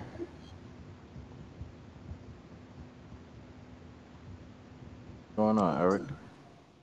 Amash, is that Jose? Sounds like Jose. This is Chocolate. Oh, okay, that's a good one. Me and Jose sound very different. Yeah, well, you had a low tone like that. Jose rolled the R's. R. Arr. Is this boardwalk from the other day in the somewhere in UK? Walls, yeah, it must be. Yeah, this is off the seawall. This is right where I am now. Is where the band were playing that I was filming from Barrow. So I just don't want to feel hungry like this. Right. So in fact, No, I just saw I saw the ice cream brand Wells, and you don't have that in North America. Okay.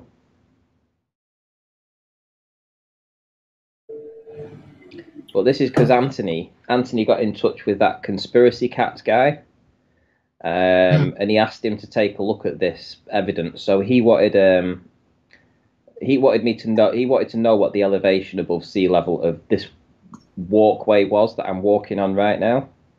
So I went and I measured it. What is that? Well, hey, I got a stupid question. When we say sea level, are we talking about where it's receded? This is low tide, obviously. So yeah, well, this is a 3 meter tide. So at this exact time that I'm filming now, which was just before 11 o'clock, the tide was at 3 meters. When I took the images and the video from Barrow, the tide was at 2 meters. So when I threw the tape measure off the side here and I took it down to the water's edge, I knew what the height was above my feet at that time at a 3 meter tide. So all I had to do was just add on just another 3 feet or so to the actual height that I got. And then that gave me an accurate height above sea level. So yeah, this is low tide. This is a 3 meter tide. It goes up to about 8.5 meters. And that will be touching the seawall beneath where I was filming from now. Right. Yeah, you can see where the water, just on these piers, the different levels of water, how they can go up and down. Well, you can see here, well, just right at the end of the video there, when I zoom back out, I'll just pause it and just show you. As I zoom back out, you can actually see the puddles that are still here. This is beneath the steps, and that's the seawall. The steps are on the seawall. I guess when it's high tide, the water goes right up to the steps, right? I mean, those steps that you were just showing, that pretty much... It goes high, yeah, it would go higher than that. It goes around about 2/3 of the way up those steps. So if I show you a couple of videos back on this video here, and hang on, where are we? Okay, so anyway, I mean, if we're talking sea level, the discrepancies between the tides, I mean, you were pretty much at quote, sea level on the other side, right? Yeah, I was at sea level on the other side, which meant that I needed to know what a 2 meter high tide was in Blackpool at that time. It was 2 meters where I was, essentially, and it was 2 meters here. So I was right by the water. So I'm looking across. I just needed then to know if this was a 2 meter tide here, what would these lights that are up here where my cursor is, what would those lights have been above sea level? What would the street lights have been at? What height would the seawall have been at? You see these people that are on these steps here? Yeah, they're the steps. The tide comes in, there's the steps, and the tide comes up to about where my cursor is now. So if I put that above the person's head there, that's where the tide would come up to. An 8.5 meter tide would be about there. Right now, obviously, I'm down on the beach, and the tide's at 3 meters. So 3 meters, 8.5, we've got 5.5, we've got 20 feet or so of tidal water that would be coming in and would come up to the seawall about here. But anyway, I was able to get a measurement to the height of those, these structures here on the seawall. And these lights that were flashing were 56 feet above sea level when I was filming it from Barrow.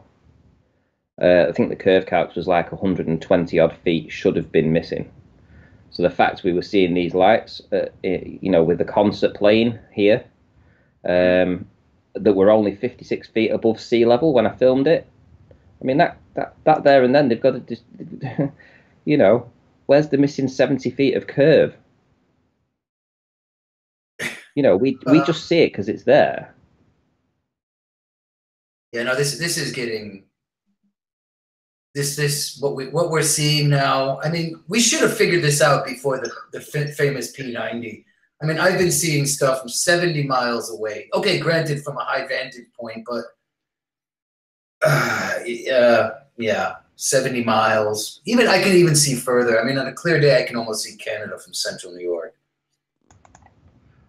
Well, let's have a look here. Let's have a look at my desktop. Let's get down to where are we?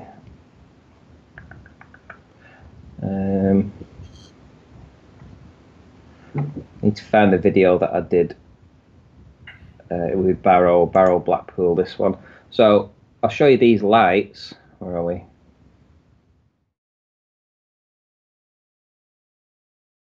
So 1 minute 30 Blackpool night video. So here we go. So at the back end of the video, you see these lights that are flashing here, right? Yeah. There's those structures that I'm telling you about. Those structures. They were 56 feet above actual sea level at this time. What you're seeing there is 56 feet above sea level, right? That cutoff line, where it cuts off the spherical looking lights, that must be that seawall, that retaining wall, where it's almost, you see sometimes the lights get chopped. That must be that wall. Well, I don't see them being chopped. Well, I mean, the flashing light is a sphere, but sometimes you can see the bottom of the spheres being, so it's just a slight, you see? I don't see any chopping there, bud. They look pretty spherical to me. And these lights, like I say, 56 feet above sea level. The concert was going on. So essentially, you've got to believe, if you believe the sphere model right now, what we're looking at is a hologram. It's not really there. There's 70 feet missing. The curve calcs is 70 feet missing. We've not got curved water, right?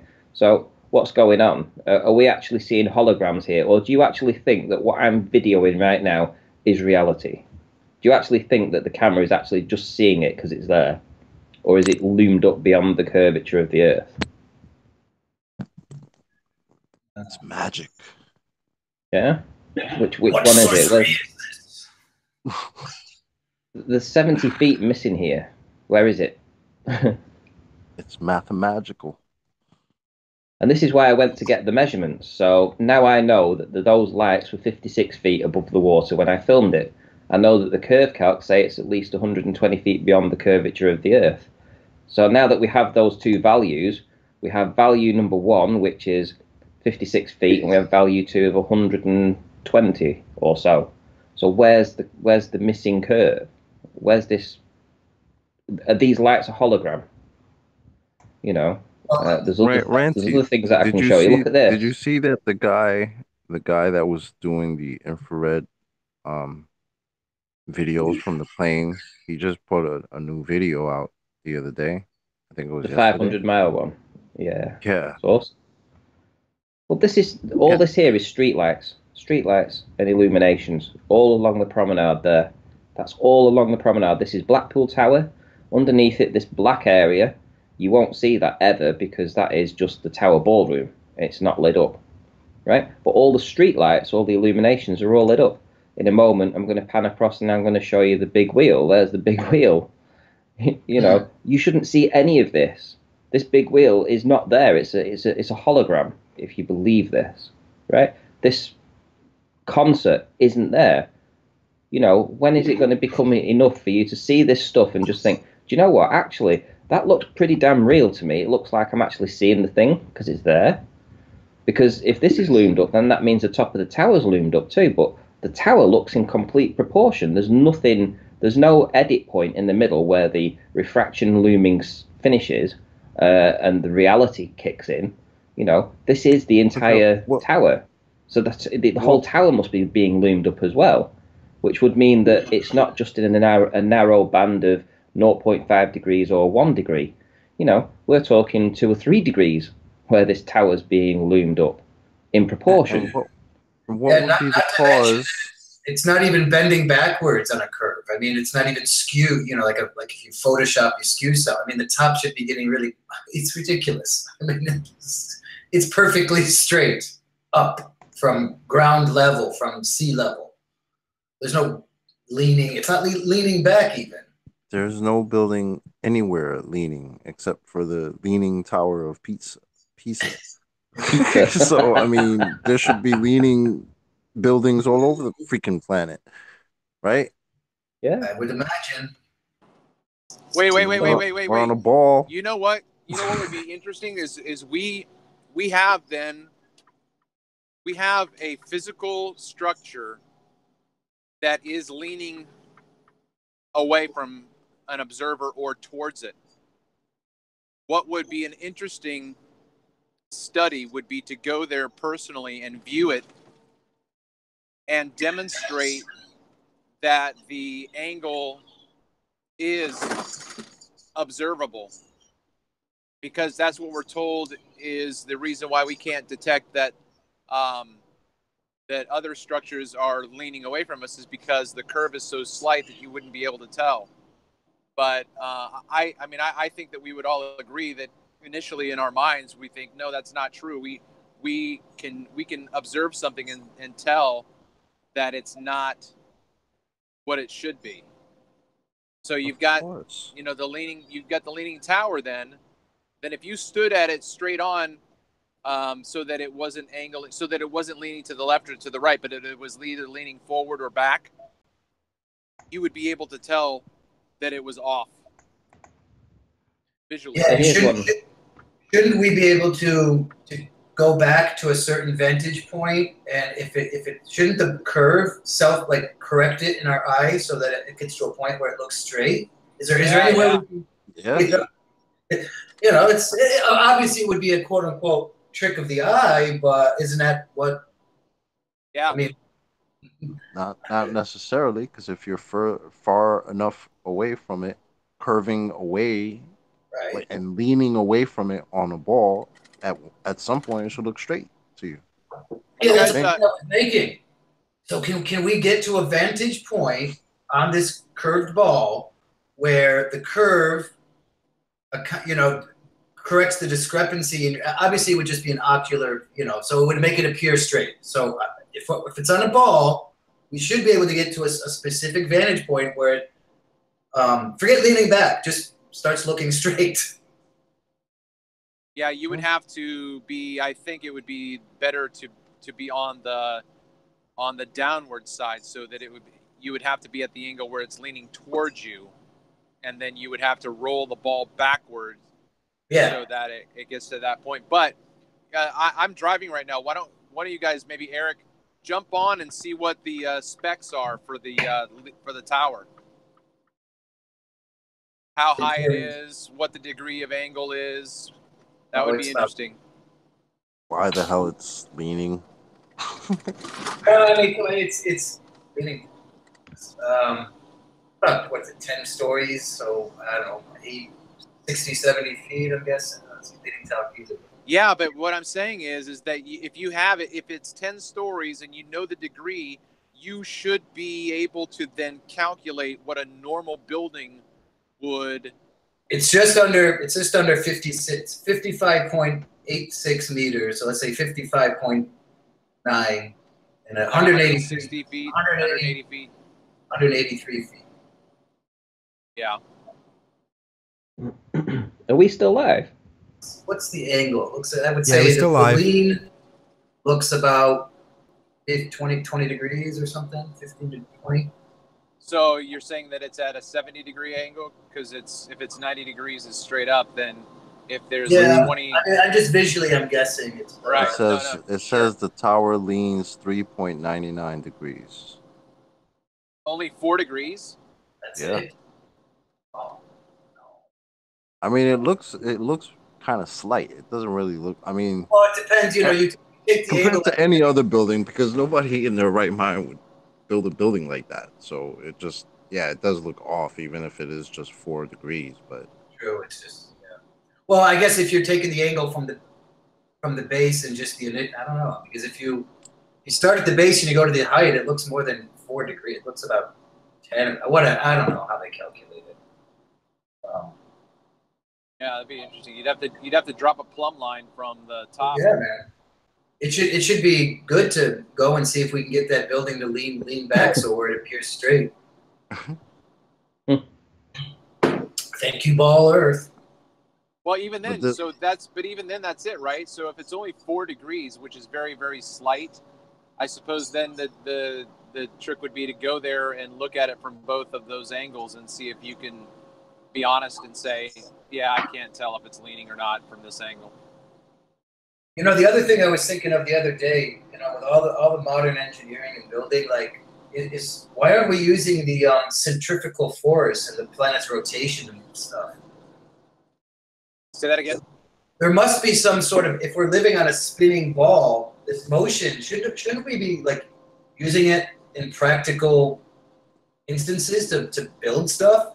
Like, there must be a way to use this momentum and to our advantage, right? No, because the centripetal force of the core of the Earth completely negates the centripetal, so it zeroes out, which is why everything appears to us as if we're motionless and flat. Instead of being actually just motionless and flat. What's that pendulum? What's that I mean, if it can do that, no, there has to be some. According to Arwin, there's some force there. Well, with the pendulum. Well, I mean, yeah, I mean, they had so-called experiments that showed, you know, the motion, the rotation of the Earth. They claim there are experiments that pendulum thing. Yeah, but see, the whole thing with that is that completely falls apart because you have to construct a man-made contraption and you have to initiate the momentum of that swing. But then, and this is what I brought out. I was interviewed on Saturday by David Smalley with the Dogma Debate podcast. Mm-hmm. And I contacted him because he had an interview with another flat earther, and the guy just was horrible. He wasn't friendly. He was laughing and mocking David and his other panelists. And so I contacted David and say, hey, if you want to have another go at a flat earther, you know, give me a shot. So we had our show on Saturday. I don't know when the release date is, but one of the things I critiqued was Foucault pendulum because they brought it up. Mm-hmm. And I said, look,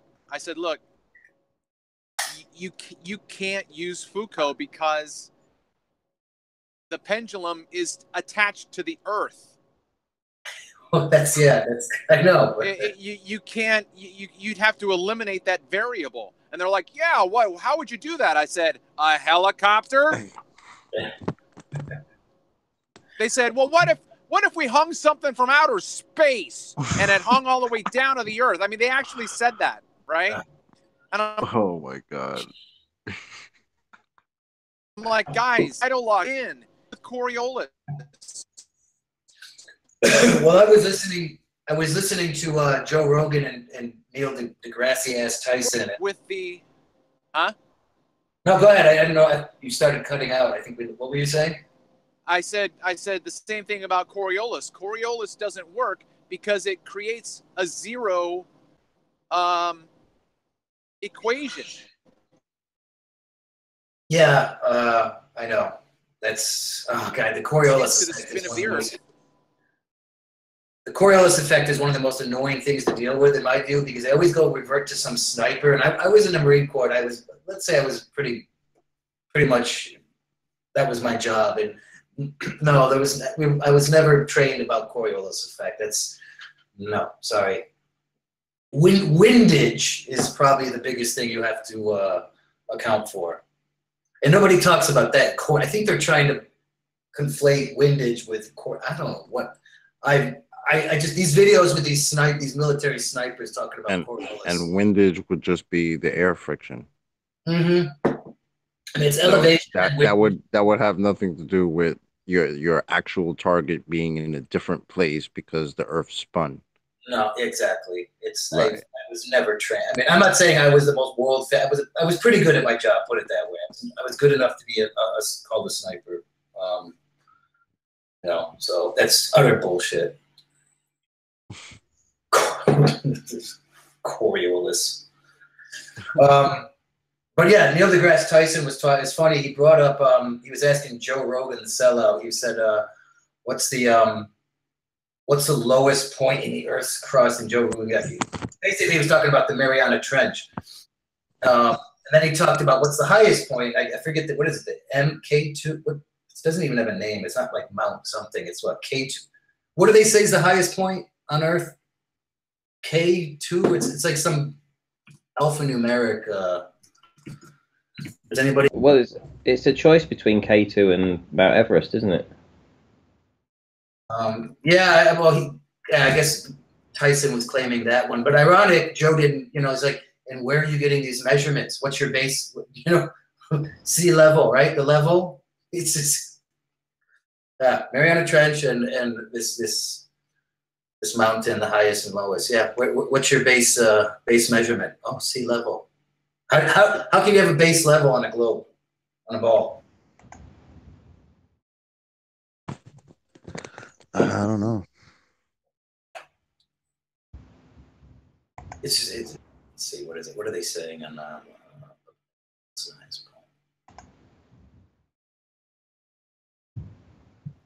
so there's a debate between Mount Everest and what's the other? What is it? K2 or what's the name of it? I think it's K2. Yeah. Yeah, I think it's just K2. I'm ignorant on it. And where's that supposed to be located? Actually, Right now.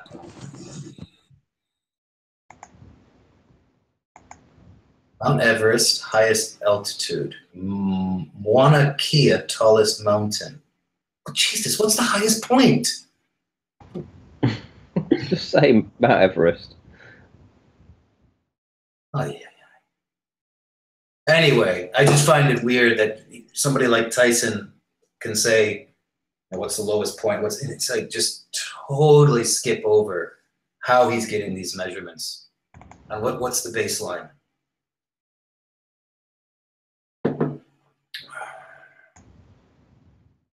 Ridiculous. Right. So what's this conspiracy cats guy? Who was the one that's in contact with them?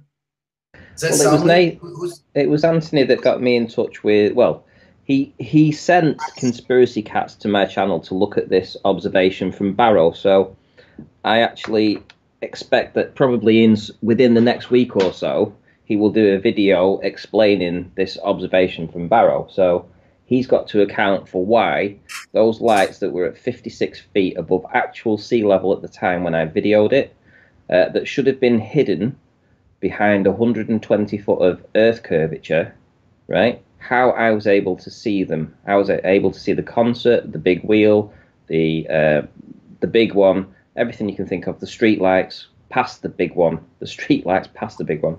He's going to come back with a video, and I did actually express in the video title, well, the description, that, you know, it's nonsense to even think that you're looking at a mirage, you know, something that's loomed up from beyond the curve, because it's clear as day. You're actually looking at what you're looking at.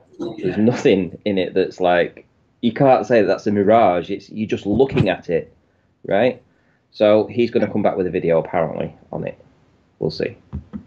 Hey, am I incorrect in thinking, like, we do know that there are such a thing as a mirage, but am I wrong in thinking that a mirage should be a mirror aren't real mirages like a mirror opposite? Or am I mistaken? I know, it should be. That's one type. So it's looming. They're talking about looming. That's what they're saying. They're saying that it's loomed up from beyond the curvature of the Earth. You know, the whole of Blackpool was loomed up 70 feet at least into a perfectly flat and level position. And then all the lights across the entire peninsula hit my camera again in proportion at a perfect flat level. And this is what this is what I'm expecting him to come back and say. Either that, or he's going to be very truthful and he's going to say, do you know what? I can't explain it, because he's a glober. So he's either going to be very truthful, or he's going to be very, it's looming. Well, he's also a public school teacher, so I think you got to remember about that guy. That, I mean, how can he continue his job if he starts? You know, he's a science teacher. I'm doubtful. I mean, good luck with somebody in that position in this thing called society, to be truthful. Ranty. So that was one of my thoughts I had when I was looking at your image today with just the flame right above the water line. Yep. Why didn't the rest of the whole thing come up if it was loomed? Why did it only do that? Exactly. Yeah. I mean, this is what I've been countering for the past year. I've been countering it with observations, with real proof that shows that that isn't the case. You know, so whenever anybody says that things are blocked from the bottom up due to curvature, you know, it's my direct response to them is no, it's just atmospheric. It's atmospheric blocking. And the more evidence that I gather, the more data I get, the more I can just go, right, okay, well, look at what I filmed today. And you can see by me presenting this exactly where I'm going with, that's why we couldn't see this. This is why things disappear from the bottom up. You know, it really is. It's very simple once you understand that there's this layer of air and moisture above the water that creates a mirroring effect. And that mirroring effect absorbs all kinds of stuff. Well, I say absorbs. It mirrors all kinds of stuff. So mostly it mirages the sky. So in effect, it actually lowers the horizon. So when they're pointing to we got the theodolite and they're trying to line up the horizon line, well, that isn't the real horizon for a start, because you've got that mirroring effect. The sky's being mirrored down on the water. And you don't know how much, is actually between that space. I don't think that you can find out how much distance that space equals. No. So when you actually see stuff and you look at stuff and you can actually pinpoint, okay, I can identify that. This is what you need to start focusing on. And every time we do this, we figure out that that doesn't match up with the curve calculator at all. It doesn't match. So everything that we're looking at in their religion is that it must be loomed up from beyond the curvature of the Earth. And it doesn't matter how many times you do this and repeat the observation, everything is being loomed up in proportion. So even if you had microscopic temperature gradient differences over 10, 20 miles. Now, where I live, I know it can be raining in Preston and it can be clear as day where I am. That's only 20 miles away. The P900, when I'm zooming in at Barrow, I can be looking at an expanse of 10, 15 miles. So there is going to be temperature gradients. If that's the case, if there was some kind of looming going on, in their opinion, which is this heat looming that can lift the light around the curvature of the Earth, then it does it in gradients. So if you've got a slightly cooler temperature in one location and a slightly warmer temperature in another, then you should see different gradients. What I'm capturing is not the case. It's literally uniform every time that I'm filming. So if it's uniform, it cannot be being affected by the temperature gradients, which means that it isn't looming. You know, it would be awesome if you could do one of your observations, right? And then get in a boat, and while having that observation in view, get in the boat and go towards it. A lot like the way Rob Skiba did with Chicago. Because, I mean, as far as I know, if something is looming up and coming behind the curve, right? If you've got it in frame and it's not really there when you're in the boat and you're going towards it, it should at some point disappear, right? And then the real one should start coming up behind the curve, right? Because I think that's what Rob Ski was trying to prove. Like, that's not a mirage. Chicago is not a mirage because he had it in view the whole time. Yeah, that totally makes sense. So wait a minute, I got this whole looming thing. I've heard it before from like Red's right, but I'm just searching. I'm googling it right now, and it does not seem that looming fits in any sort of scientific source. I wonder if it's just because of what's going on in our discussion, is that they had to create a new description of a phenomenon that didn't exist before. It was never brought up before. Apparently, I think that's what it is, because honestly, before Flat Earth, I never heard that buildings could actually be brought back from behind the curve and seen flat on the horizon. I didn't know that was a thing before I got into this. Even when I was a baller, I didn't hear that. I didn't know that that was a thing. Now, obviously, I don't do these kinds of observations with cameras and shit, but that seems crazy to me. So that seems like it might be something that was just kind of made up. Sounds like a new BS that they're trying to get into their scientific. But then, if that's the case, like that's the thing with Rob Skeeter. Like, if that's the case, then when he had Chicago in his view, and he got in that boat, as he approached Chicago, right, that hologram, that mirage or whatever's being loomed up, that should at some point disappear completely, right? And as he goes further out, whatever the real building, the real Chicago, should at some point appear into the camera. It should start coming into camera. But the entire time, he had it in view.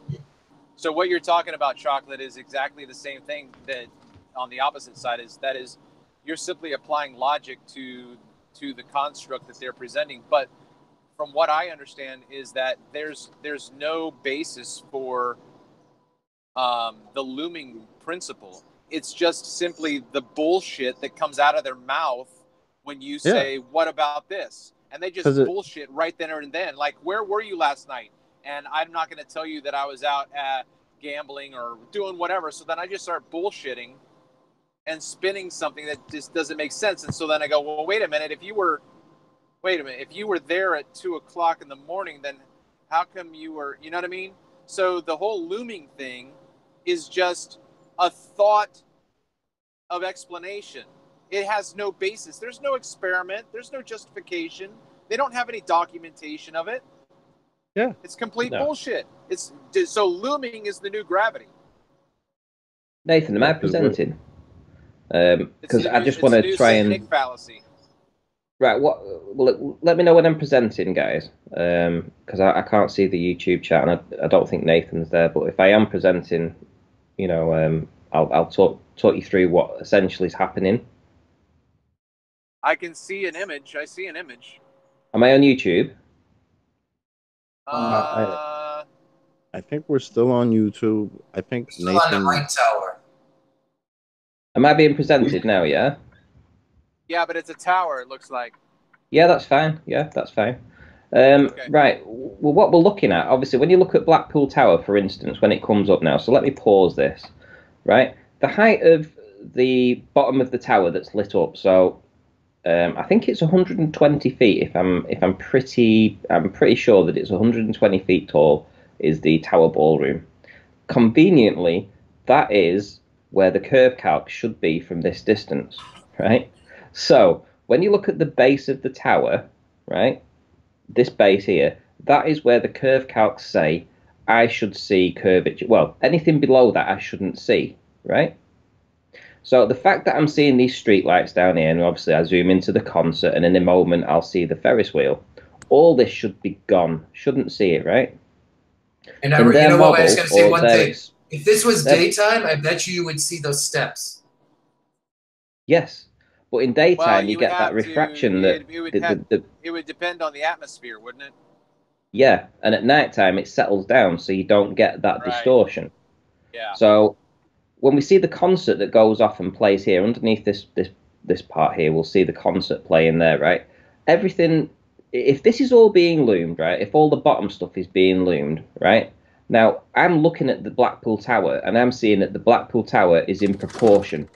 There's not a single part of that isn't exactly how it looks on any image you can find on any you could look anywhere you like, and this is exactly how you would see Blackpool Tower.